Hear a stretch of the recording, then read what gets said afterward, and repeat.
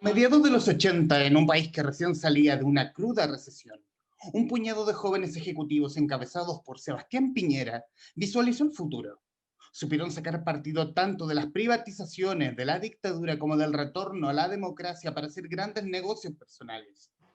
30 años después, son los amos y señores de Manhattan, los leones del mercado que venden el concepto Chile en Nueva York y Londres, que se reúnen en los salones del Hotel W a tomar cócteles y escuchar música electrónica. Y les doy la más cordial bienvenida a esta nueva edición del Traficantes de Cultura en este 2021 y obviamente tomar los pendientes de que nos dejó el 2020 pandémico, que no pudimos hacer y que obviamente muy amablemente nuestro invitado aceptó la entrevista hoy en esta modalidad vía Zoom. Estamos con el periodista y director de prensa del Desconcierto, además de autor de Piñera y los Leones de Manhattan, crónica del auge de la élite financiera chilena de SET, editado por Planeta y escrito por nuestro invitado Sergio Jara Román. Sergio, muchísimas gracias por aceptar esta invitación. Hola Humberto, muchas gracias por la invitación primero que todo. Y obviamente tomar en cuenta que tuvimos la oportunidad de conversar cuando salió, cuando fue novedad editorial en 2018 y resulta que en este 2020 termina siendo aún más, termina siendo un libro aún más joven desde la vez que salió, sobre todo por el temita por el tema del presidente y AFP Habitat y esa triangulación con Moneda Asset Management.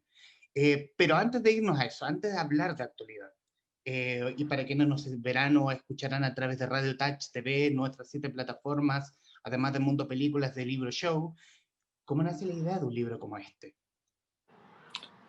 ¿Cómo nace? Y hace tiempo nace. Y yo trabajaba, bueno, yo soy periodista, tengo como dos vertientes. Economía, soy periodista de economía, no soy periodista ni de política, ni de cultura, ni de deporte, soy básicamente un periodista de economía. Hoy día un poco más generalista, ¿sí? Como por mi pega, por el trabajo en el Desconcierto, he tenido que entender y aprender de otros temas también, que van mucho más allá de la economía. Pero mi formación es económica, finanzas sobre todo, entonces tenía algo de conocimiento al respecto. Mi segunda vertiente es la investigación periodística. También soy periodista investigador, me he dedicado un poco a eso los últimos años, los últimos 8 años, y entonces el libro es la mezcla entre ambas cosas, pero no nace de ahí, nace de una inquietud de otro colega, ¿no? Que es el ideólogo primario de este libro, que es Cristóbal Peña, Juan Cristóbal Peña, un cronista y académico, periodista de lo mejor que tiene el país, y que en el marco de un taller de crónica al que yo asistí que dictaba él, se presentaron varios proyectos de historia, de libros, de crónica, y él me anima a contar la historia de los corredores de Bolsa de Chile, ¿no? Esta clase social nacida en los 80, que explotó en los 90, que en los 2000 para adelante, en las últimas 2 décadas, protagonizó grandes escándalos financieros, pero también se convirtieron en los sumos sacerdotes de la economía nacional, con sus vertientes políticas también, y con Piñera como el cabecilla de todo este grupo, de esta subclase social, ¿no? que surgió con Manhattan, que es el barrio financiero donde se instalaron, ahí en Vitacura. Y Cristóbal me decía que la historia de estas personas no estaba contada, que no se había documentado, ¿no?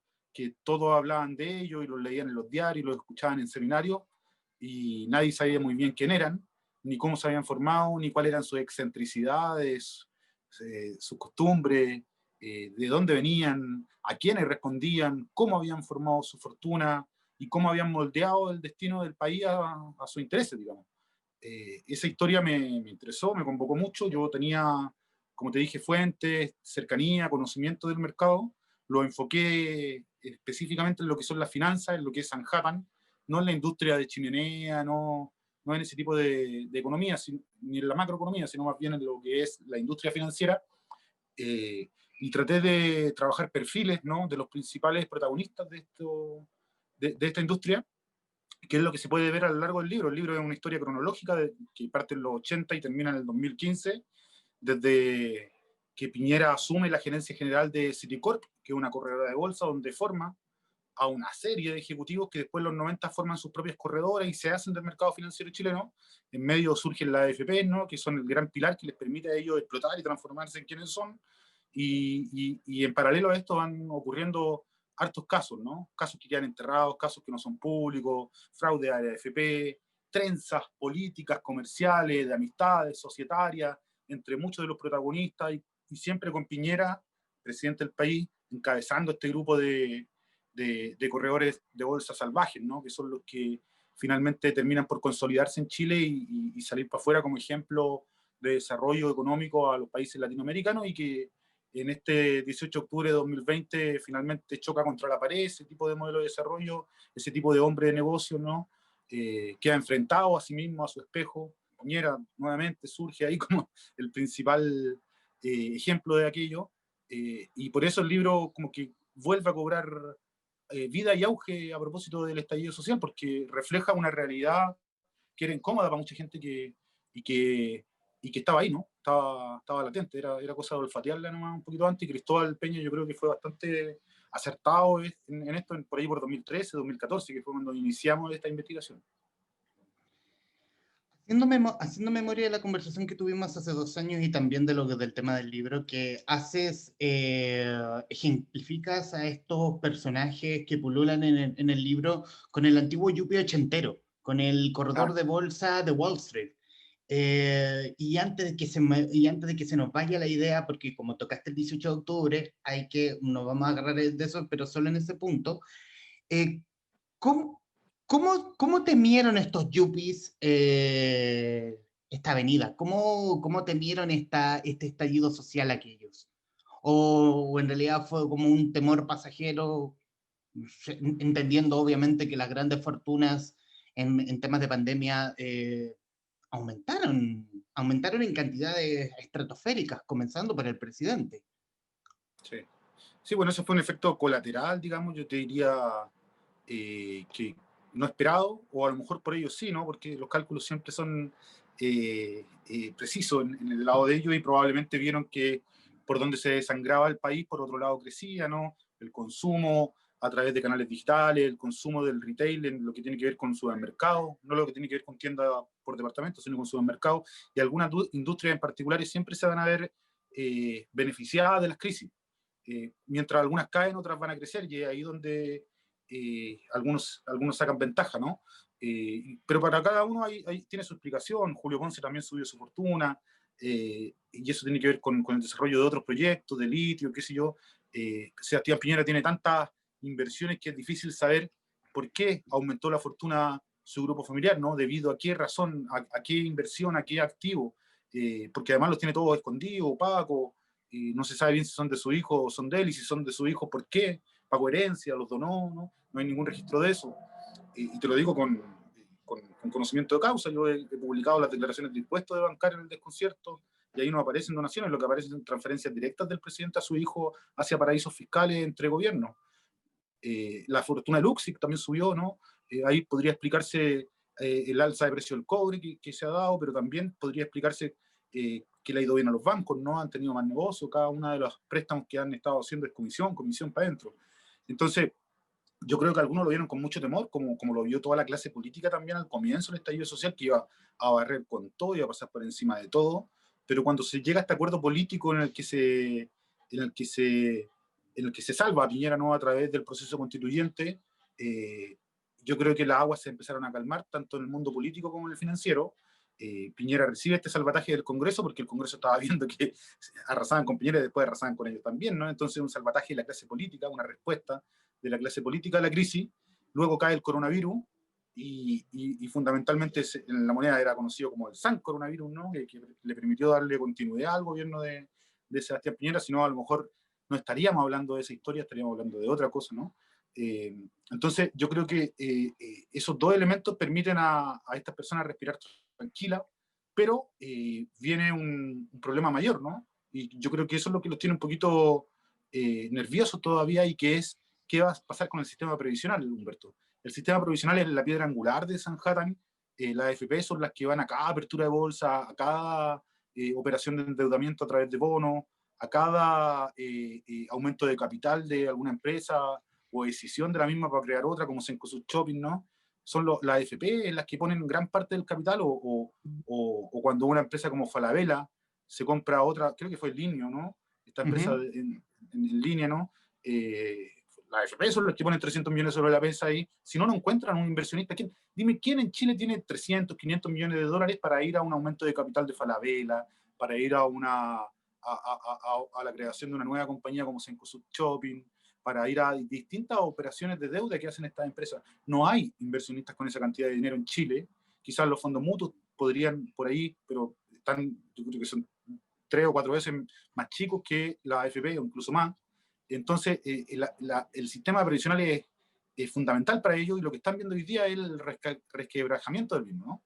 El resquebrajamiento de la capacidad de este sistema de alimentar a estas empresas, y de que los corredores de bolsa y los banqueros de inversión corten la tajada, ¿no? A través de la comisión. Ese negocio es el que se va a ver afectado, Humberto, y por eso es importante el debate constituyente, porque ahí vamos a ver si es que los intereses están puestos en hacer un sistema que permita construir pensiones suficientes para la ciudadanía, suficientes, es decir, que puedan entregarle a la gente la tranquilidad de que se va a pensionar con un monto adecuado para su jubilación, o si se va a seguir insistiendo en la construcción de un sistema de pensiones que tenga como primer objetivo apuntalar el mercado de valores, que es lo que hizo José Piñera en los 80, ¿no?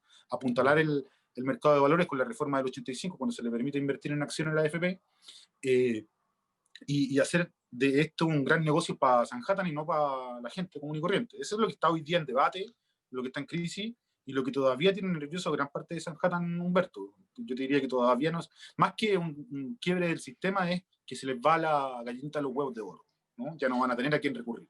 Haciendo memoria precisamente porque en el inicio de la pandemia, donde todas las grandes empresas se quejaron de fondos vacíos y básicamente fueron a abrazar a Papi Estado para que los salvara, Sí. comenzando por la TAM.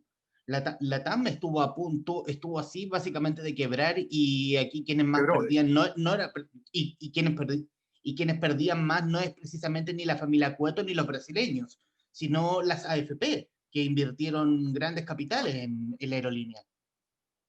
claro, eso es lo que pasa con muchas otras compañías, con Enjoy en su dimensión también sucede con otros inversionistas, ¿no? O con deuda que hayan podido tener la AFP en Enjoy, en la TAM, para qué decirlo, o sea, la AFP han perdido plata. Sería bueno hacer un ejercicio de contabilizar cuánta plata han perdido la AFP en la inversión histórica que han tenido en LATAM, desde que era LAN Chile, ¿no? Y que estaba el presidente. Eh, eh, Ese es un gran problema, digamos, porque LAN efectivamente se fue a quiebra, se acogió a un capítulo de quiebra igual que Enjoy en Estados Unidos, y el subyacente de esto es que tanto los Cueto como los Martínez, los dueños de LAN como los dueños de Enjoy, son íntimos amigos del presidente Humberto. Por lo tanto, cada acción pública de salvataje, con las que se vieron, por ejemplo, en Enjoy, son impresentables, ¿no? Un acomodamiento de la ley, incluso toda la industria de casinos está en contra de aquello, y ahí el subsecretario de Hacienda, ¿no?, va a tener que dar explicaciones, eh, porque el salvataje que se le hizo en Joy a través del acomodamiento de la ley es vergonzoso, y uno podría sospechar inmediatamente de la vinculación de la familia Martínez con la familia Piñera. En los 90, cuando eran socios, ¿no?, los Martínez, los Piñera y los Cuetos, ambas familias, los Cuetos y los Martínez, hicieron operaciones con Sebastián Piñera de tal forma que la introducción de los hijos de Piñera a las sociedades del mismo, es decir, cuando los hijos eran todavía menores de edad, cuando los nietos todavía eran una guagua, y el presidente los empieza a meter a sus sociedades, lo hace a través de los Martínez y de los Cuetos, lo hace en operaciones en conjunta con ellos. Por lo tanto, hay un nivel de confianza en estas tres familias que viene de los 90, hay favores, hay negocios cruzados, que están, todo esto, te lo digo nuevamente con conocimiento de causa. El periodista Héctor Cárcamo trabajó un extenso reportaje sobre los vínculos societarios, familiares de estas tres familias, y lo que le permitieron a Piñera, ¿no?, traspasar la fortuna a su hijo, empezar a traspasar la fortuna a su hijo. Está este reportaje también en El Desconcierto, ustedes lo pueden visitar, buscan Héctor Cárcamo en El Desconcierto, lo van a encontrar. Es un largo, extenso reportaje. Héctor estuvo más de un mes en el diario oficial, en el archivo judicial, en distintas bases de datos documentales donde se construye la sociedad, y pudo rastrear, ¿no?, paso a paso, minuto a minuto, todo esto que venía sucediendo. Entonces, cuando 20, 30 años después tú ves que estas compañías reciben un trato del gobierno amable, en el cual se pierden fondos de inversionistas privados, fondos de la AFP, y sigue el gobierno no dándole viabilidad de alguna u otra forma a estas empresas, uno se pregunta si hay intereses estratégicos públicos de verdad, porque no se castiga a esta empresa. Yo no he visto que el gobierno haya demandado o querellado a LAN por la pérdida de valor y el perjuicio a los fondos de pensiones. No he visto eso, ¿no? Ni tampoco he visto al gobierno alzar la voz por todas las multas de corrupción que ha pagado LAN, tanto Lancargo como por la operación en Argentina. Han pagado más de $200 millones en multa, ¿no? Solamente he visto al gobierno celebrar la operación de LAN. Entonces, me parece que hay un vínculo que va más allá y que es deseable investigar, y establecer si es que efectivamente acá lo que pasó fue que Piñera pagó favores a la familia Martínez y los Cuetos, o se hizo lo que se haría con cualquier empresa, que lo dudo, ¿no? Lo dudo, no vi este trato a otras empresas de similares características, Humberto. Tocando nuevamente el tema de los fondos de pensiones, hasta hace que fuera promulgada la ley que sale desde el Ejecutivo con el tema del segundo retiro del 10%. Antes de eso viene el presidente diciendo que recurrirá al TC por el proyecto de 10% impulsado por la diputada Giles.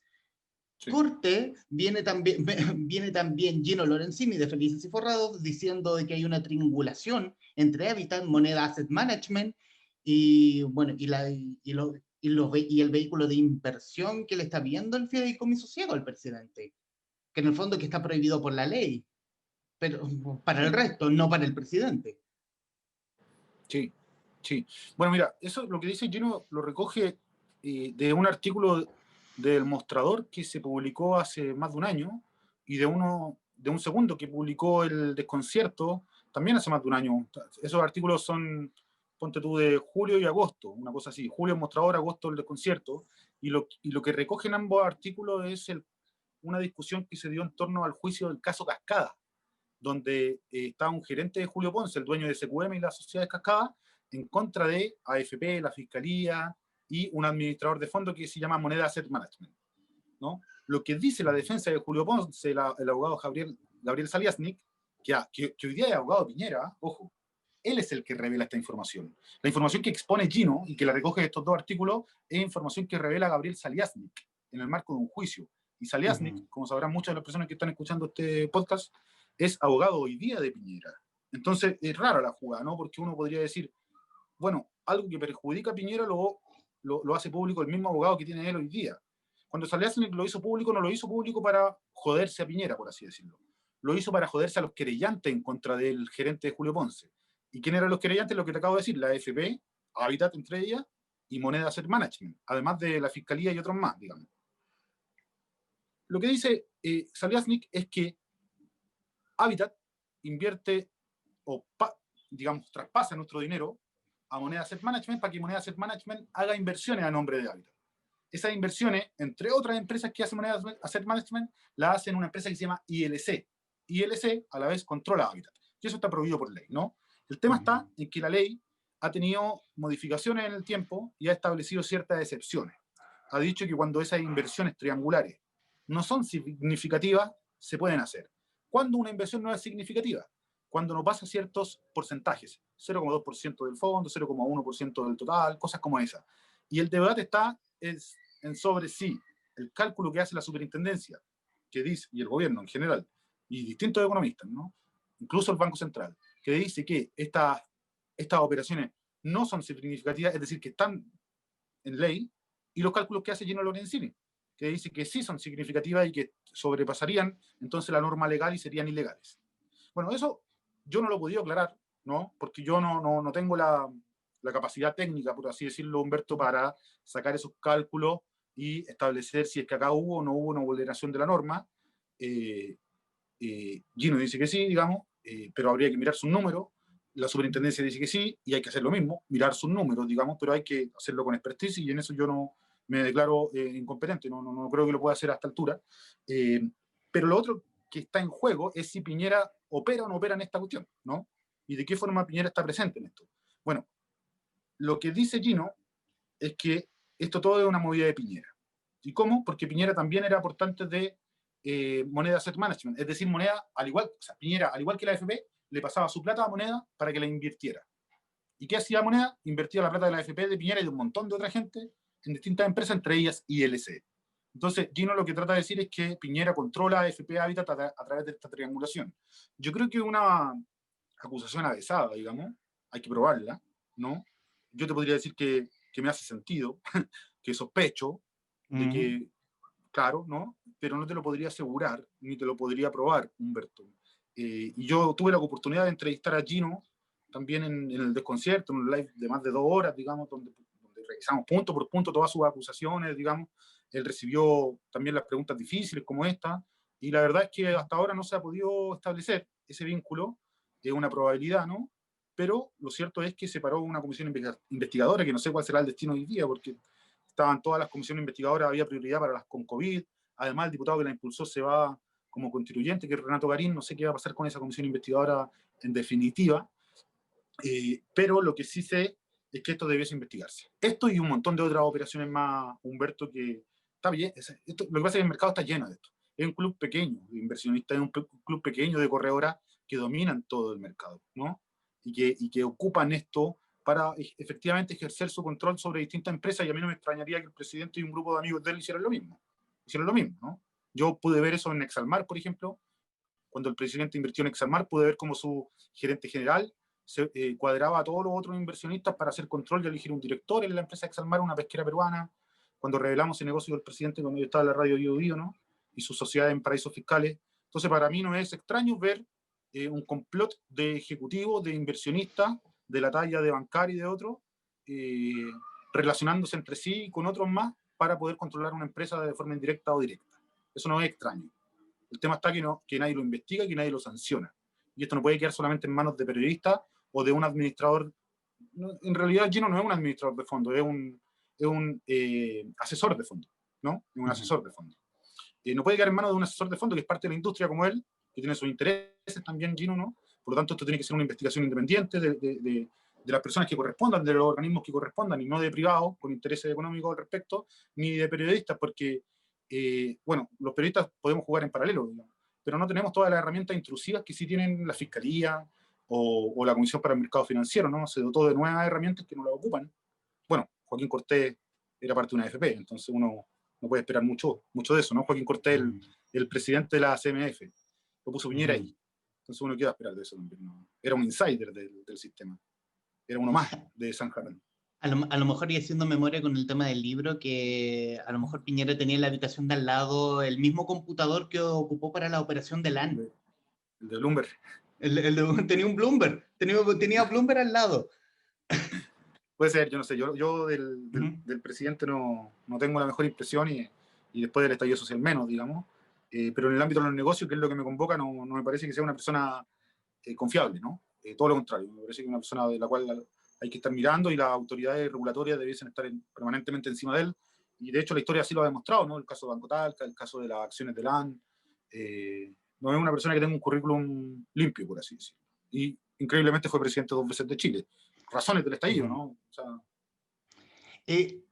respecto al caso el caso de LAN, haciendo memoria también con Francisco, porque tuviste la oportunidad de conversar con Francisco Armanet, gerente de la época sí. de Banchile, quien llevó la operación de LAN, y llevado también al caso con Estados Unidos. ¿En qué quedó eso? Se hizo una denuncia en Estados Unidos, yo tomé conocimiento. Lo que pasa es que el caso LAN fue multado en Chile. Fue multado en Chile con 363 millones de pesos que Piñera tuvo que pagar, pero no fue multado en Estados Unidos. Entonces, cuando yo publico el libro, ¿no?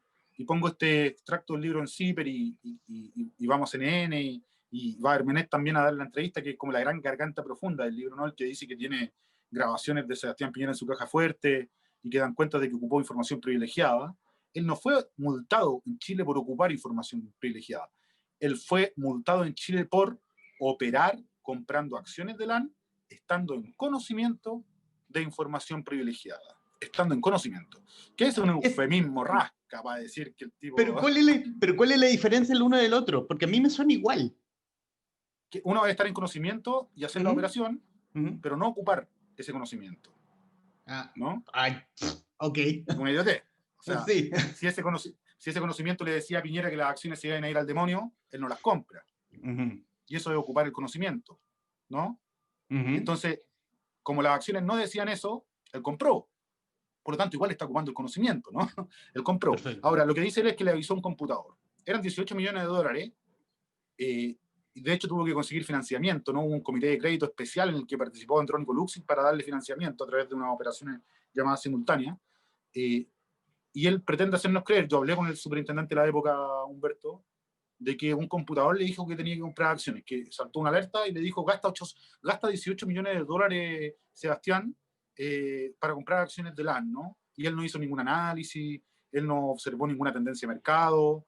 La información que tuvo a la vista en la mañana de ese mismo día, cuando revisó los estados financieros de la empresa que cerraban ese día y que nadie más tenía conocimiento, tampoco la ocupó. Digamos, somos tontos hasta las 12, como diría el fiscal Carlos Gajardo, porque ese cuento no se lo compra nadie, pero Piñera es un tipo muy poderoso, ya habían sacado al superintendente que le había formulado los cargos, estaba este otro que no quería ser sacado tampoco no del cargo, y cortó por lo sano, y en vez de multarlo por uso de información privilegiada, lo multó por esta otra figura. ¿Cuál es la diferencia en términos específicos? Que la primera es multa, la segunda es multa y además tiene un correlato penal, es decir, el tipo se podría ir preso.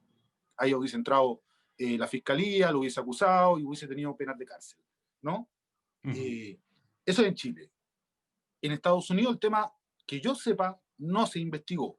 ¿Y por qué podría investigarse en Estados Unidos? Porque allá hay acciones de LAN, había acciones de LAN después de la crisis y todo esto salieron, esas acciones ya no existen, ¿no? Que se llaman ADR, y el tipo al que le compró las acciones Piñera con información privilegiada era un gringo, era un fondo de inversión de Estados Unidos. Y ese fondo de inversión se vio damnificado por la compra de Piñera, porque vendió las acciones más baratas de lo que lo podría haber vendido. Eso se llama fraude, ¿no? Pero en rigor, ese fondo gringo no quería dividir el paquete, porque Piñera quería comprar la mitad, no, quería comprar completo, pero no quería venderlo completo. Claro, por eso lo compra, el Banco de Chile compra todo el paquete de acciones. Lo que pasa es que son operaciones, mira, lo que pasa es que si tú vendes pedacito por pedacito por pedacito, si tienes 10 acciones, si vendes una, después otra, obtienes distintos precios. El gringo lo que quería hacer era vender el paquete de 10 acciones enteras. Piñera quería comprar la mitad.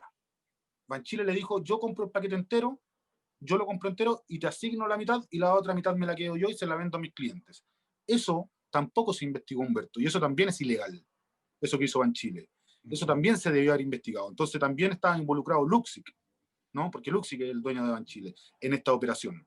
Esa operación entera es irregular. La forma en cómo se ejecutó, que es técnica, que es difícil de entender, es irregular, es ilegal, ¿no? Tanto en Chile como en el extranjero. Y ambos, tanto Piñera como el grupo Luxic, debió haber dado cuenta en Chile, en términos penales, no solamente administrativos, como en Estados Unidos, en términos administrativos. Y en Estados Unidos me parece que la SEC multa. No estoy seguro que pueda hacer allá un correlato penal. Pero lo que sí sé es que hasta la fecha yo no he tenido conocimiento de que allá se haya hecho una investigación. Y si es que se ha hecho de manera reservada. Y si es que han declarado personas, también lo han hecho de manera reservada. ¿Por qué lo sé? Porque hubo parlamentarios que pusieron, tras la salida del libro, denuncias ante la SEC, ¿no? Pescaron el libro y fueron a Estados Unidos a denunciar el tema. Eso se puede durar hasta 6 años, pero también podría haberse demorado un año. Entonces, la verdad es que no vamos a ver en el mediano plazo si es que hubo o no hubo una investigación, Humberto. Ahora, yo tiendo a pensar que no, que el tema lo archivaron, que quedó ahí y que pasó. Deben haber visto la multa en Chile y quizás con eso quedaron conformes, ¿no? Pero porque a veces prima el principio de la cosa juzgada es cosa juzgada y no hay que juzgarla dos veces, ¿no? Si ya te sancionaron a ti por una cosa, no te van a sancionar de nuevo por la misma. Entonces, pues, es difícil, pero ahí está el tema. Estamos conversando con Sergio Jara Román, periodista y director de prensa del Desconcierto, además de autor de Piñera y los Leones de Sanhattan, editado por Planeta. Quiero salirme solo un poco del libro y tomar el último capítulo de Las malditas expectativas de la conversación que tuviste con Mirko Macari. Y aquí, y aquí la pregunta, ¿quién inventó a Sebastián Sichel, que ahora es precandidato presidencial? Buena pregunta para Mirko esa. Mirko lo conoce mucho más. Mirko, cuando trabajaba en el Mostrador, le hizo un par de perfiles. Sebastián Iglesias, ¿no? Antes era conocido cuando era candidato de la democracia cristiana, trabajaba en conjunto con Andrés Velasco, con la Soledad Alvear y con otros, como Sebastián Iglesias, cuando conoce a su papá digamos, ¿cómo se dice? Natural, papá Oh, sanguíneo, ¿no? Sanguíneo, sanguíneo. sanguíneo. Es cuando él adopta el apellido de Sichel, ¿no?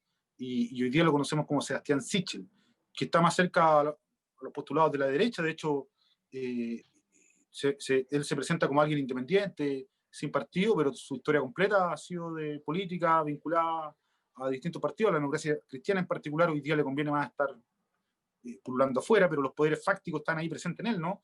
El otro día leía un artículo donde señalaba que su principal consejero es Andrés Chadwick. O sea, imagínate, ministro del Interior que salió con acusación constitucional, del cual se le cargan el tema de Catrillanca, el tema del estallido social, los derechos humanos.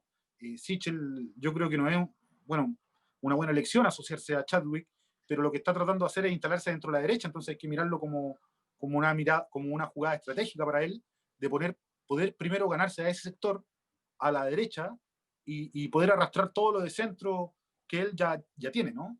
Ya tiene. Entonces, me parece que su estrategia está ahí, en poder posicionarse y ganarse a la derecha dura, que hoy día, a través de Chadwick, me parece que lo intenta, y después recoger todo lo que tiene de centro a través de la DC, Ciudadanos y otros partidos que están ahí en el conglomerado nuevo que se formó, Unidad Constituyente, ¿no?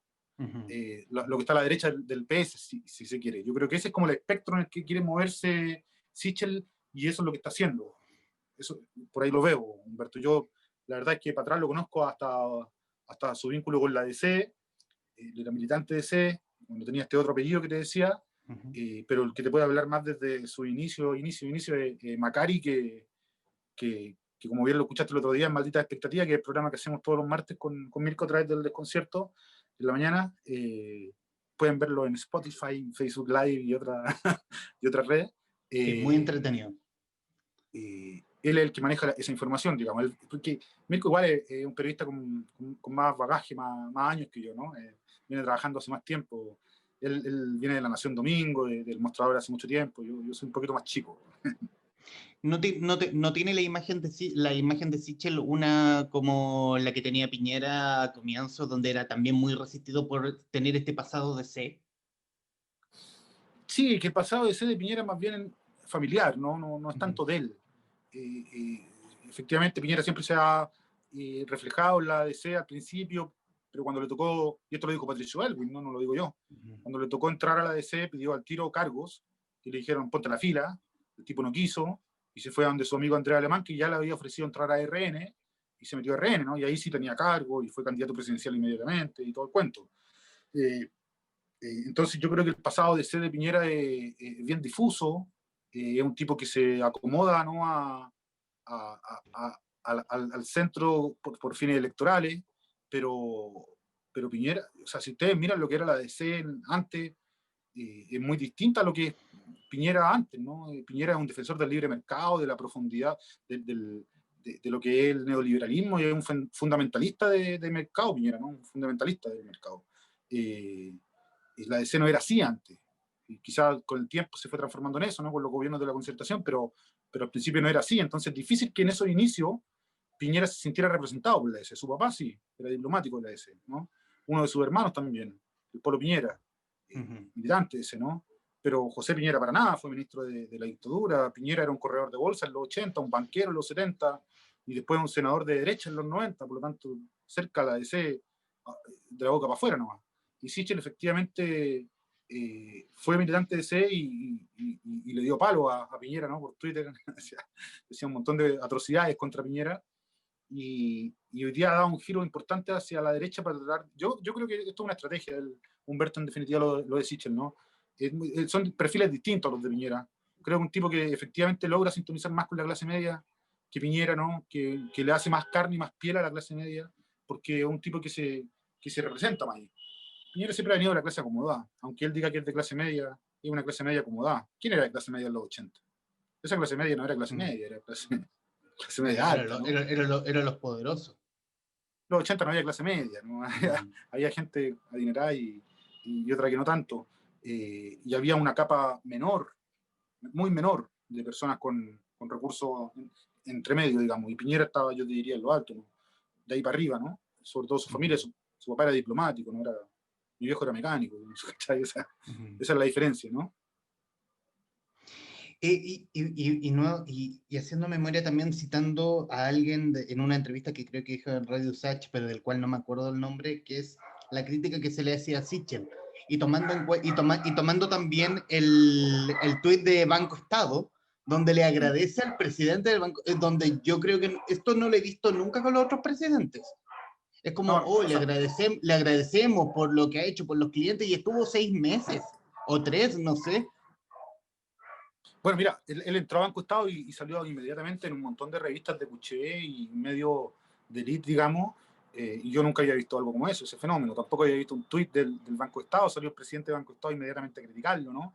Estuvo 6 meses y lo pusieron ahí. Yo no creo que haya sido un castigo ni que la UDI lo perjudicó, digamos, al sacarlo del Ministerio de Desarrollo Social, sino que yo creo que lo pusieron ahí porque la estrategia era clara, ¿no? Reparte plata, estamos en crisis, Banco Estado va a repartir plata, hazlo y aprovecha tu momento, y fue efectivamente lo que hizo, ¿no?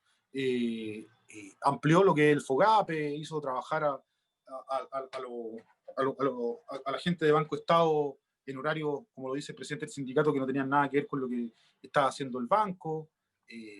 Probablemente Sichel, pensando que un trabajador no tiene sus derechos, ¿no? Y que es un simple operador político, como lo dijo en una entrevista con Daniel Matamala el otro día que lo escuché y planteó que no, ahora hay que hacerlos trabajar. Esa gente trabaja, ¿de qué está hablando, no? Sí, bueno, eh, estresó, ¿no?, al banco para poder lograr esto, en contra de los derechos de los trabajadores, como dijo el presidente del sindicato. Yo creo que ahí hay un tema importante a recoger. Yo no vi entrevistas del presidente del sindicato de Banco Estado, salvo en interferencia y en el desconcierto en otros medios. Sí vi a Sichel en todos lados, salvo en el desconcierto y en interferencia. Nosotros le pedimos entrevista a Sebastián Sichel para poder hacer una entrevista, ¿no?, en la que él pudiese también responder a estas dudas, y no la quiso dar y no la ha querido dar todavía. Lanzó este crédito también de fin de año, ¿te acuerdas de este crédito a baja histórica, a tasa de baja Sí. 1,9, 2,1 histórica?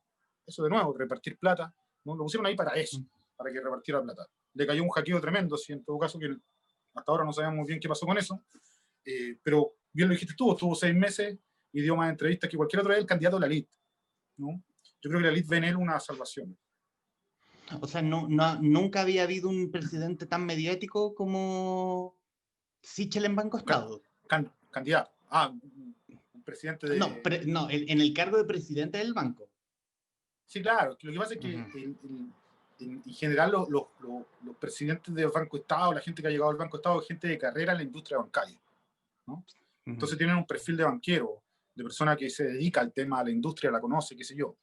En este caso, Sichel estaba ahí porque era un cargo político, y como te digo, yo creo que lo premiaron, no creo que haya sido un castigo, fue un premio, anda a repartir plata, y ocúpalo como plataforma de campaña, y el último día de su cargo quedó de manifiesto aquello, con el Twitter impresentable que hace el community manager del Banco Estado, que seguro de orden de él, ¿no? O de su equipo de prensa. Y yo creo que es una jugada equivocada, porque el Twitter lo ve cierto grupo de personas nomás que son súper críticas de este tipo de estrategia. ¿Sergio? Perdón, sí, Ahí. perdón, ahí sí.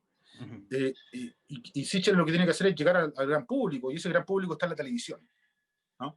En la televisión está ese gran público, y es lo que él venía haciendo con su pizarrita y con otras cosas. Entonces, si van a seguir con una estrategia activa de publicidad, yo creo que se tienen que concentrar en la televisión y dejar que el mundo de Twitter y redes sociales haga lo que quiera con él, porque en realidad ahí no están los votos. Ahí no está lo relevante para ganar una elección.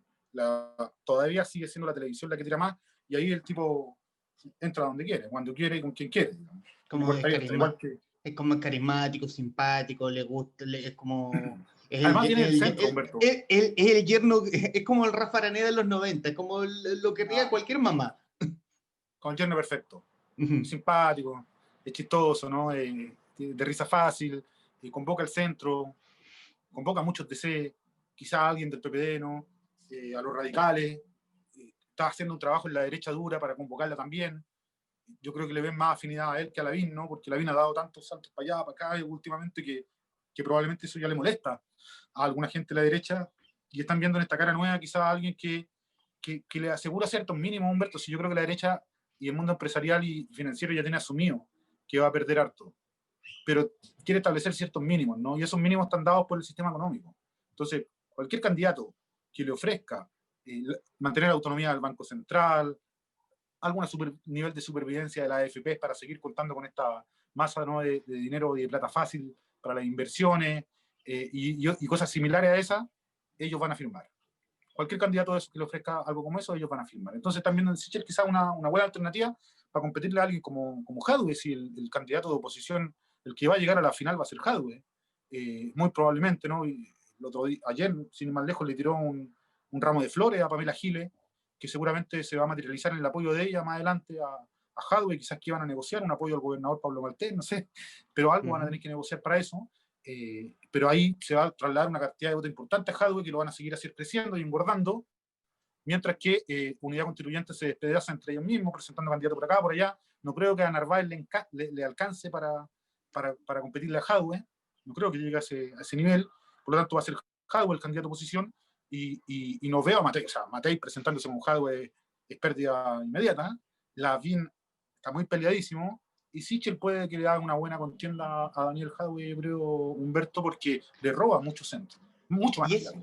Y es un candidato atractivo para la derecha dura porque, bueno, tenemos a Sichel, tenemos ya el declarado Mario Desbordes, tenemos de alguna forma a Manuel José Bosandón, tenemos a José Antonio Kast, de alguna forma Felipe Kast, hartos, pero por lo menos por el lado de la derecha.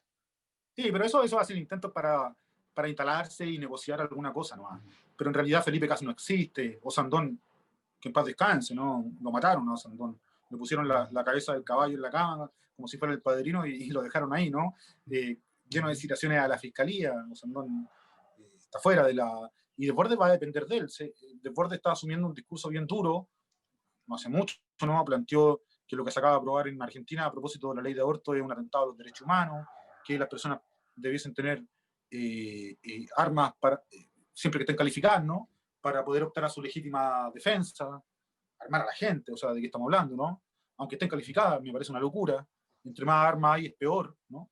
Entonces está tomando posiciones bien, en términos valóricas, que son de la derecha. Una derecha trampista, bolsonarista, que es la derecha de la UDI. Por otro lado está Sichel también tratando de conquistar ese mundo, ¿no? Yo creo que en ese juego están hoy día los candidatos, un mundo que abandonó Lavín, o que Lavín descuidó, que lo dejó ahí, y que Matei tampoco ha sabido capitalizar, ¿no? Porque no tiene ese carisma que ella cree tener. Tiene cierto techo, Matei, 25, 30%, nunca va a pasar eso. Entonces el cuento está entre Sichel y Desbordes y Lavín. Yo creo que esos tres son los candidatos, y vamos a ver quién conquista a la UDI, que es finalmente la que va a terminar balanceando va a ser la bisagra, ¿no?, para el candidato de derecha. Yo creo que si juegan bien van a elegir a Sichel, y el que le hace más peso a Jadwe. Deportes también, pero lo veo más débil, ¿no? Y yéndonos a la oposición, ¿dónde sale Paola Narváez? ¿Solo por la declaración de Michelle Bachelet? Lo que pasa es que ella terminó muy bien el gobierno de Michelle Bachelet, Humberto, un gobierno muy golpeado, ¿no? Un gobierno que venía del caso Cabal, que venía de un montón de temas de corrupción a propósito de la crisis del financiamiento de los políticos en general, ¿no? Desde la UDI hasta el PS, hasta Marco Enrique Minami, ¿no?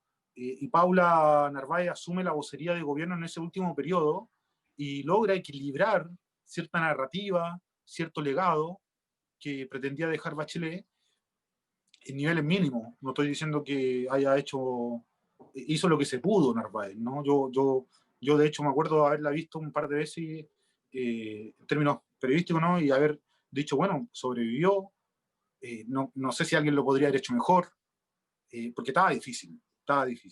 Entonces ella lo que logra es surfear esta ola difícil del último gobierno de Bachelet, sale con buena aprobación, un 47% del gobierno, y queda instalada en ella entonces el alma del bacheletismo. Bachelet sale bien golpeada del gobierno, pero yo creo que todavía hay mucha gente que, más allá de esa evaluación puntual que hizo en ese gobierno, le sigue teniendo estima y cariño a la expresidenta, y que puede reencantarse con ese proyecto político que además recogía muchas de las demandas que instaló el estallido social: nueva constitución, reforma a la AFP, reforma a la ley laboral, reforma tributaria, educación gratuita, temas de salud, código de agua. Son todas cuestiones que estaban en el programa de la Bachelet, que terminó siendo un programa desmenuzado y destrozado, ¿no?, por la democracia cristiana, que después salieron diciendo que ni se lo habían leído. O sea, un horror de gobierno, ¿no? En términos de coalición política, votaban en contra, le hacían la cama. Yo trabajaba en un diario en ese tiempo, Humberto, y te digo cómo personas de la misma coalición llamaban al diario para hacer operaciones, ¿no?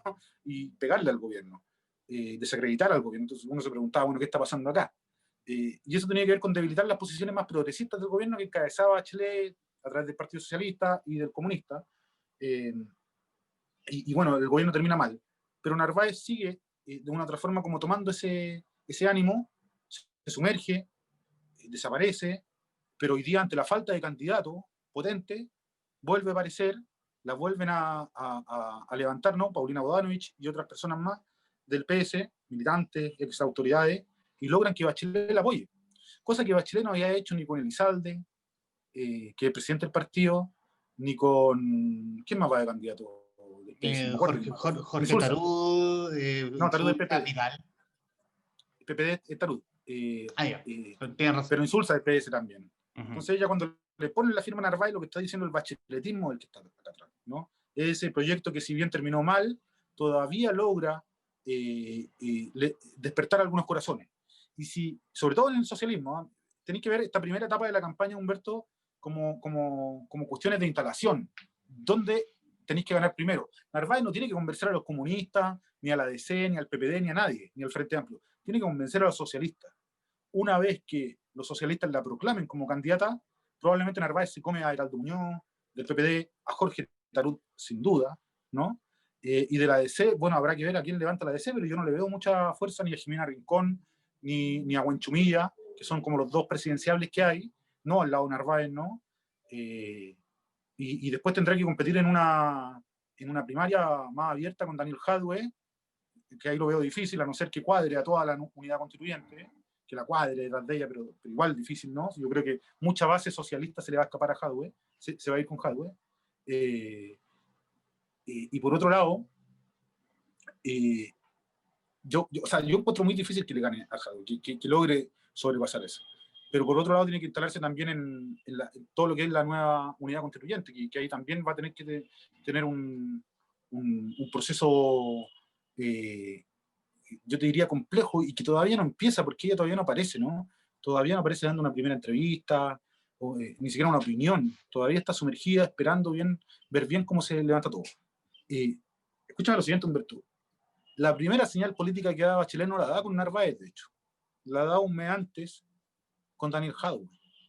Ella participa de una transmisión en vivo con Daniel Jadwe, con él nomás. Con él nomás. Y eso Bachelet tampoco lo ha hecho con otra persona, ¿no? Tampoco lo he visto yo con Insulza, con Tarut, con nadie de unidad constituyente hacerlo. Lo hizo con Jadwe, que fue muy fiel a ella en el gobierno en el segundo gobierno bacheleno, y se llevaron muy bien, y con Narváez. Entonces, lo que uno puede desprender de estos últimos meses es que los candidatos de Bachelet están a la izquierda de lo que es la oposición, y son Narváez y Jadwe.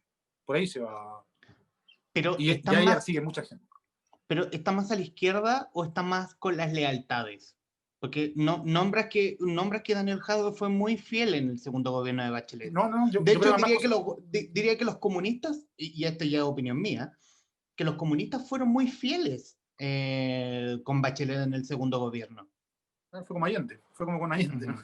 Lo mismo pasó. El resto se desordena, y no sé qué pasa con la disciplina ahí de los demás, pero con la derecha pasa lo mismo, ¿no? También ahí se desordenaron los partidos. Piñera tuvo que hacer un movimiento de cintura y cambiar, y meter a Desbordes a la MAN para tranquilizar los partidos, meter a Víctor Pérez, que le duró menos que un helado en verano, digamos. Pero todo eso fue por presión de los partidos, no fue porque Piñera quisiera hacer eso, ¿no? Y con Bachelet pasó lo mismo, con Allende pasó lo mismo, y tiene que ver con la capacidad de los presidentes también de tener una coalición ordenada. Por eso es importante la construcción de una unidad opositora o oficialista, digamos, sólida para el gobierno que venga, porque si no vamos a tener un gobierno que le va a pasar lo mismo que a Piñera, porque es distinto que con Bachelet, ¿no? La gente como que ya entendió que ante injusticias, discriminaciones o cualquier cosa que pueda ser considerada tentatoria contra su dignidad, sale a la calle y quema un amigo. Antes eso no pasaba, Humberto. Y yo creo que eso ya quedó instalado como una forma válida para protestar de mucha gente, y lo van a seguir haciendo a la medida que vean desorden político y que se y que sobrepasen, digamos, sus derechos. Entonces hay que estar muy atento a eso y es importante ahí la unidad. Yo no sé cómo se va a construir la unidad después de... Puede ser que Narváez y Jadwe lleguen a una elección presidencial a tres bandas, ¿no? Con la derecha unida y la oposición a dos bandas. Probablemente no vayan a primaria entre todos. Probablemente se defina una primaria de unidad constituyente y otra primaria de Jadwe con Beatriz Sánchez, que a esta altura yo creo que Beatriz Sánchez tampoco va a estar dispuesta. Habría que mirar los sondeos de opinión para ver cómo están, pero no me parece que le esté haciendo peso a Jadwe, ¿no? Pero ir separado siempre es un disparo en el pie. Le pasó a Guillermo la elección anterior, le pasó a Piñera 1, o sea, la primera elección de Piñera donde compitió con Lavín directamente, donde claramente aquí la unidad es todo. Pero yo no veo a la DC yendo con el Partido Comunista de nuevo. Aunque, quién sabe, pasa el tiempo y se sientan a negociar, sale Chaín de la presidencia de la DC y entra Huenchumilla o Yarna Proboste u otra persona más progresista de la DC y sí se sientan a negociar y logran hacer gobierno, ¿no? Y probablemente ahí se salga un pedazo de la DC y se vaya hacia la derecha, qué sé yo, que es lo que suele pasar. Lo importante es que si se logra una unidad, sea una unidad de verdad en torno a un programa serio y que represente los intereses de la ciudadanía, ¿no? Que represente lo que fue el estallido social y que también lea lo que es el derrumbe institucional de Chile. La institucionalidad del país no resiste más, Humberto, tanto desde Carabineros, digamos, con una institucionalidad totalmente corrupta, ¿no? Desde lo financiero hasta el uso de protocolos y la violación de los derechos humanos, el ejército en alguna medida también, las Fuerzas Armadas en general, y después está toda la institucionalidad que tiene que ver con cómo está organizado el sistema político, ¿no? El presidencialismo extremo que existe en Chile, con un todopoderoso como Sebastián Piñera, que logra vetar un proyecto de retiro del 10% de la AFP y lo único que hace es echarle más benzina a la pradera. O sea, está acumulando de nuevo energía en contra de Piñera de una manera formidable, ¿no? A través de este proyecto y otras cosas más que ha ido haciendo. Mira, basta con que nos vacunen a todos, se levanten las cuarentenas y Piñera siga acumulando energía en contra como lo ha venido haciendo estos últimos meses y no termina su gobierno, ¿no? Está en la cuerda floja, el presidente yo creo que juega con fuego cada vez que abre la boca, ¿no? Debiese él estar ahí hoy día como una figura decorativa y no insistir en llevar adelante iniciativas propias, porque en realidad su gobierno y su programa de gobierno quedó sepultado el 18 de octubre. Desde ahí en adelante Piñera no existe, está enterrado políticamente, ¿no? No es alguien válido en el circuito político de conversación. Sacarse una foto con él no lo hace nadie, solamente te trae mala suerte, ¿no? Malos réditos. Y permanentemente se equivoca, es un tipo torpe, además. Se va a sacar una foto a Plaza Italia, a Plaza Baquedano, a Plaza Dignidad, ¿no? Como si fuera un turista, que se va a sacar una foto sin mascarilla, en plena fase 2, ¿no? Cuando todos estamos encerrados y desesperados por este encierro, que se va a comprar un vino a la vinoteca en medio de la pandemia, que abre el ataúd de su tío cuando no debía hacerlo, que su esposa se va de vacaciones y sigue haciendo publicidad en redes sociales como si estuviera en Chile en un avión LAN a Estados Unidos, cuando nos dicen a todos que nos tenemos que confinar de nuevo. Entonces yo creo que están jugando con fuego la familia presidencial y es cosa de tiempo nomás para ver si es que la gente vuelve a tomarse las calles y hacer la vida imposible. Es cosa de tiempo. Sergio, y en los minutos que nos quedan, y aquí voy a hablar con el director de prensa del desconcierto, en la mirada de los medios, de lo que fue el 2020 y de lo que será las malditas expectativas que tenemos con el 2021. ¿Cómo crees que juega la prensa independiente? ¿Cómo crees que jugó en el 2020 y cómo crees que debiera jugar en el 2021? Mira, yo creo que nos falta un rol mucho más activo de la prensa independiente, estoy hablando, no de los medios controlados por empresarios o por algún tipo de poder. Cuando me refiero a algún tipo de poder, me refiero a los vínculos con partidos políticos que tienen alguna radio, no una, sino que varias, ¿no? O los vínculos con el gran empresariado, como lo tienen los diarios y los canales de televisión, ¿no? La gente lo sabe, no hay para qué repetirlo, ya está todo claro. Antes no sabíamos, ya esa información ya pública, está en redes sociales, está en todos lados, quiénes son los dueños de los medios de comunicación, cuáles son sus intereses también, y cómo ponían en Canal 13, por ejemplo, Los Simpsons a la hora de las protestas, ¿no? Cómo en Radio Bio Bio hablan de delincuentes cuando hay protestas en Plaza Dignidad, ¿no? Asumiendo una posición clara, de representación de un segmento de la población que ve la protesta social como si fuera delincuencia, y que básicamente es un segmento de la población que quiere mantener el sistema como está, ¿no? Que no es parte de la mayoría. Y los medios independientes como el Desconcierto, como CIPER, como Interferencia, ¿cuál otro? No hay muchos tampoco, ¿no? El Mostrador de alguna manera también, si yo, de Clinic, hay que ver ahí hasta dónde Ergas, que es el nuevo dueño, pone No, el no, coto. el Dínamo no. No, Dinamo Porque no, ahí claramente. ahí tocamos nuevamente a Sichel. Claro, Sichel está vinculado al Dinamo, Jorge Rasuri, la gente de la DC de derecha, ¿no? La Mariana Elwin. El The Clinic me pasa que está contribuido por excelentes periodistas, entonces yo no te podría decir que hay muchos colegas que son muy buenos ahí. Y por lo que he visto siguen publicando noticias en su amplia gama, eh, pero bueno, hay que ver, ¿no? Yo te diría que falta un rol más activo, más valiente también de nosotros, y digo de nosotros, de todos, ¿no? Incluyendo al Desconcierto, incluyéndome a mí, en el despliegue informático de temas relevantes para el quehacer nacional. Y esto responde a varias cuestiones, a la precariedad, a no contar con la gente suficiente, a un montón de cuestiones financieras que están ahí presentes permanentemente, ¿no? Y que dicen relación con otras causas. Por ejemplo, el financiamiento de los medios de comunicación, en cómo se reparte la torta estatal en la Tercera, el Mercurio, la Bio Bio y en casi nadie más, ¿no? Toda la plata que llega le llega a esas empresas de comunicaciones, a nosotros no nos llega ni un peso, ¿no? Nosotros nos alimentamos básicamente por lo que nos paga Google, por visitas, ¿cachai? Y por algunos convenios que hacemos con algunas empresas, como universidades, que no son empresas, son universidades, ¿no? Algunas universidades que anuncian sus campañas de postulaciones para la matrícula del 2021, ahí algo se rescata, digamos, pero es poco, y estamos constantemente luchando contra eso, pero eso no es excusa, yo creo. Eso es una condicionante y un elemento importante tener. Pero cuando uno está en un medio independiente, tiene que saber que la cancha es así, trabajar para que esa cancha cambie, porque tampoco uno puede vivir en eso, ¿no? Pero no puede plantearlo siempre como excusa de por qué no hicimos esto o lo otro. Nosotros sí nos hemos jugado harto, pero creo que lo podríamos haber hecho mucho más, y sin duda que lo vamos a profundizar este año, y vamos a dejar todo en la calle, vamos a dejar todo también en los teclados, como se dice, y en nuestras casas, porque estamos mucho trabajando desde nuestras casas. Y ese es un elemento extra que agobia también el trabajo, que lo hace más difícil.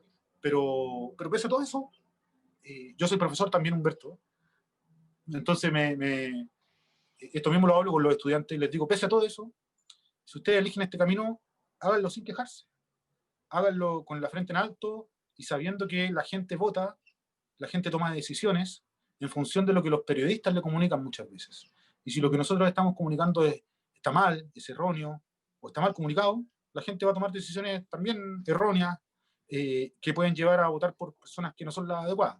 Entonces, el primero es el compromiso con el interés público. Cuando hay un tema de interés público, ir ahí y comunicarlo bien y ser siempre correcto en ese sentido. Entonces, yo aspiro a eso, más que a una posición política o qué sé yo, aspiro a eso como principio del periodismo, y ojalá que todos los colegas lo entendamos así, que los medios de comunicación se liberen de esta atadura que tienen de estos grandes financistas, y de algunos partidos políticos, y puedan operar en ese sentido también. Hay un libro futuro, pero Sí, yéndonos a esto, porque haciendo memoria, el libro de una biografía de un señor muy poderoso, hasta hace 2 años por lo menos. ¿Aún está en pie ese proyecto? sí, ese proyecto viene, pero viene otro antes, en los próximos días. Esta semana probablemente va a salir a la venta un libro que se llama Joyitas, así como joya, pero joyitas, porque son puras perlitas, ¿no? Son 5 o 6 perlitas. Son un libro de perfiles, convocado también por Cristóbal Peña, el editor de este libro, la editorial es Weathers, y lo que hacemos somos 5 cronistas. Alberto Arellano, un ex periodista de CIPER, hoy día académico de la UDP, que todavía colabora con CIPER, ¿no? Gran periodista, investigador de lo mejor que hay, con un perfil del juez Elgueta, el juez de Rancagua, este corrupto, ¿no? La Tami Palma con la Paulina Toro de The Clinic, antes de la Tercera, con un perfil de Orpis, el senador caído en desgracia, este corrupto también que que acaba de ser condenado por corrupción. Otra colega haciendo el perfil del Sergio Hadwe, otra joyita, ¿no? Claudio Pizarro, el editor general del Desconcierto, haciendo un gran cronista, Claudio, investigador también, haciendo el perfil de Alex Smith, el profesor Smith, que trabajaba para Carabineros haciendo la aplicación Antorcha. No sé si me pasa a alguien, pero sí, me parece que está Benjamín Miranda también, Benjamín Miranda, ¿no? Con un perfil de Flavio Echeverría, el carabinero que provocó el Paco Gate, el cabecilla de los carabineros corruptos, y yo haciendo un perfil de Julio Ponce Lerú. El perfil mío se llama... Sutil. Una joyita chiquitita. El perfil mío se llama El Padrino, son unas 40 páginas, ¿no? Vivencial, me meto en la intimidad de Julio Ponce, estuve con él varias veces en su casa, fui a verlo, me invitó a verlo a competir el anda a caballo, ¿no? Hace competencia ecuestre, así que me invitó a verlo a competir, me tocó música, flauta traversa, me tocó la música del Padrino, ¿no? Porque es fanático de la película El Padrino Julio Ponce, entonces me tocó la música del Padrino y el perfil se trata de una semblanza entre él y el Padrino, ¿no? Así como el Padrino fue una persona que era temida y que era amada por su familia, pero temida también por quienes se enfrentara, Julio Ponce es lo mismo, amado por su familia y su círculo, pero muy temido por el resto. ¿Y por qué? Y ahí empezó a narrar por qué. Y además liberó alguna información nueva respecto de su caso, Cascada, meto a otra gente, hay algunas cosas bien interesantes que pueden provocar harto ruido, y que va a estar a la venta este mes. Sale, me dijeron esta semana, se llama Joyitas el libro, editorial Weathers, Cristóbal Peña, el editor recopilador, el que hizo el trabajo de joyería, ahí, estos 5 autores, 6 autores, y vamos a estar presentándolo prontamente en un seminario de la Cosa Nostra con el amigo Mirko Macari, y en varios lados más. Vamos a hacer adelantos también en medios de comunicación, así que hay que estar atentos, va a salir luego, y yo ya me lo leí y está ahí.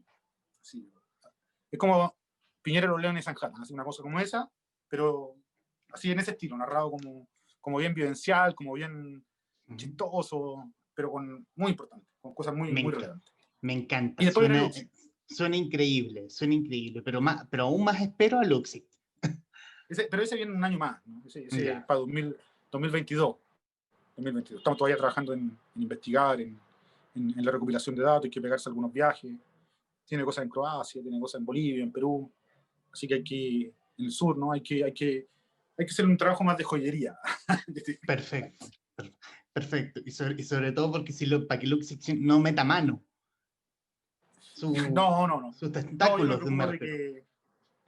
yo me preocupo de que las investigaciones sean siempre bien cerradas y que no tengan ningún acceso ni posibilidad de intervenir en nada, digamos, ¿no? Ellos se enteran de lo que está en el libro hasta que el libro sale publicado, y en ese sentido te puedo decir que, mira, pesa todo, Humberto, pesa todo, a cómo yo encuentro a Piñera, a toda la gente que trabaja con él, a todos sus socios, pesa todo. Yo te debo decir que hasta ahora no he recibido ninguna amenaza o amedrentamiento, salvo algunos correos pesados y una que otra cuestión por ahí, de sugerente, con alguna bravata, ¿no? Fuera de lugar, pero nada que uno se pueda sentir intimidado o cosa como esa, ¿no? Y eso es positivo dentro de todo en un país como este, sobre todo después de la tensión que se vivió el 18 de octubre, poder trabajar en paz y tranquilo de que no te va a pasar nada.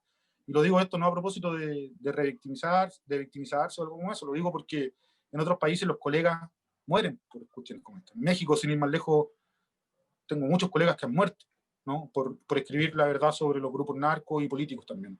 Y eso no es deseable, sobre todo cuando el narco acá en Chile escala de manera insospechada. No quiero que llegue el día en que los periodistas sintamos miedo de hacer la pega que estamos haciendo. Pero hay ejemplos. Si hoy día me leía el reporte de derechos humanos del Observatorio de la Comunicación, de la Defensa por el Derecho a la Comunicación, OCDE, y planteaba una serie de abusos policiales a periodistas. Hoy día vimos como un camarógrafo, digamos, esta semana vimos como un camarógrafo se lo llevaron detenido de Chilevisión, ¿no? En la protesta de los estudiantes. Al presidente del Colegio de Periodistas, Danilo Humá, el año pasado lo rociaron de gas pimienta, se lo llevaron detenido también, le pusieron una querella. El año pasado hubo 69 detenciones de periodistas en el país. Nunca hubo una cifra tan alta desde la dictadura, Humberto. Entonces, si bien te digo lo que te señalé al principio, por otro lado hay una realidad que está cada vez más compleja, ¿no? Que está como tirando hacia el riesgo y hacia digamos, el ataque hacia los periodistas. Entonces hay que tener cuidado, hay que tener ojo y hay que seguir ejerciendo la pega con valentía, pero también con tranquilidad de que es por el interés público, no es por otra cosa. Si fuera por otra cuestión, estaría bien, pero es por el interés público y eso siempre es un valor que está por sobre otra cosa. Sergio Jara Román, periodista, director de prensa del Desconcierto y autor de Piñera y los Leones de Sanhattan, editado por Planeta, quien amablemente accedió a hablar de actualidad en este primer capítulo 2021 del Traficantes de Cultura, Fit the Libro Show. Sergio, muchísimas gracias. Gracias a ti, Humberto, y acá estamos a disposición para cuando lo necesite, para cuando lo requiera. Hablar de actualidad, de libros, es un agrado con ustedes siempre. Así que cuando saquemos joyitas, a lo mejor hacemos algo más adelante también, ¿ya? Absolutamente, ahí vamos a estar planeando una cosita. Y a quienes nos están viendo o escuchando, gracias y nos vemos en otra ocasión.